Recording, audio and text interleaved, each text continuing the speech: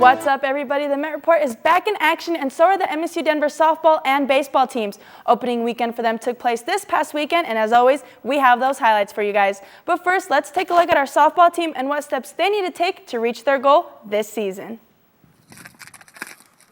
Each step the MSU Denver softball team takes is one step closer to reaching their next goal. In the last 3 seasons, head coach Annie Van Wetsinga has led the Roadrunners to a regular season championship and to 2 RMAC tournament championships. So what is the next step for this program? We want to win the regular season conference championship and the conference tournament. This year we want to do both in the same year. But how do they get there? Experience is one way, and they have 13 returners from a team that played in the Big Dance last year. I think so far we've taken all the right steps. We have a team really dedicated to working hard at practice, in the weight room, in the off season. Practices are really intense, and we really set ourselves up for game time situations. Bringing back an all-conference pitcher is a big step in the right direction toward winning the regular season and the RMAC championship. We talk about how defense but it starts with pitching, and I think that the most important job of being a pitcher is keeping your team in the game and holding yourself accountable to help your other teammates to be successful. And no one makes up more steps than co-defensive player of the year, center fielder Kalissa Bakovic. Defense, as the cliche goes, wins championships.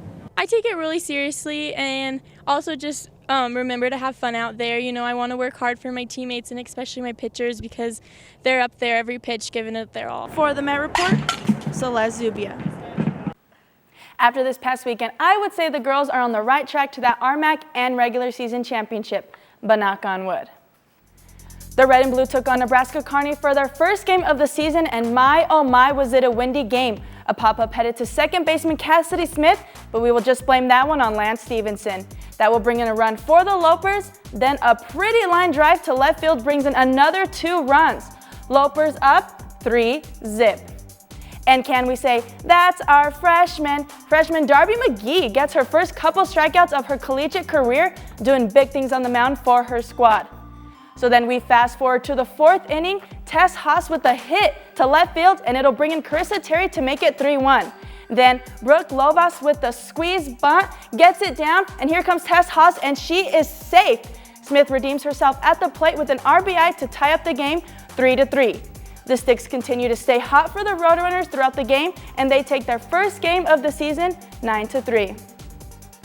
The baseball team's first game of the season got canceled on Friday, but that didn't stop them from doing their thing on Sunday. The Roadrunners were just as excited to see us as we were to see them. Kearney's Dallas Schramm says, "See ya," with a 3-run home run to get things started. But if you don't hit home runs, you hit some RBIs, and that's exactly what MSU Denver did. The Sticks for the squad were on absolute fire as they scored 5 runs in the 3rd inning and 6 in the 4th. Then bring on Hugaboom. Hunter Hugaboom, the pitcher, had not 1, 2, but 3 strikes, and you're out. And what better way to end a game than a pretty play at 3? MSU Denver defeats the Lopers 12-7. Surgery in November, so it was huge for me to get back out here, but really it was my teammates. I mean, they're in the dugout, they're yelling at me, so that just helps me, get through it all.